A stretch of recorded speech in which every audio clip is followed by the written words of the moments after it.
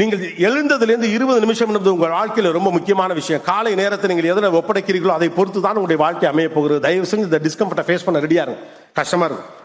காலைல எந்திரிச்சோன்னே அப்படியே திரும்ப பெட்ல படுத்துக்கலான்னு தோணும். அப்ப நீங்க என்ன பண்ண போறீங்கிறதா, அப்படியே நெட்டி முறித்து திரும்பவும் சோம்பல் முறித்து படுக்கையிலேயே படுத்துக் கொண்டிருக்கலாம் என்று தோணும். பட்டு எந்திரிச்சிருங்க, அவ்வளவுதான். 1 2 3 4 5 டக், அவ்வளவுதான், எந்திரிச்சிருங்க. Push on yourself. உங்களை நீங்க புஷ் பண்ணலன்னா அந்த உலகம் புஷ் பண்ணி ஒண்ணுமே பண்ண முடியாது. உலகம் கடைசி வரைக்கும் உங்களை புஷ் பண்ணிட்டே இருக்க முடியாது. நீங்கள் ஆட்டுமந்தி கூட்டம் இல்லை, உங்களை யாராவது புஷ் பண்ணிக்கிட்டே இருக்கணும் அவசியம் கிடையாது. ஓகே, பள்ளிக்கூடத்தில் டீச்சர்ஸ் புஷ் பண்ணலாம், பேரண்ட்ஸ் புஷ் பண்ணலாம். எதிர்காலத்தில் யார் புஷ் பண்ண போறா? நீங்க தான் உங்களை நகர்த்திக்கிட்டே போகணும். ரைட்டா?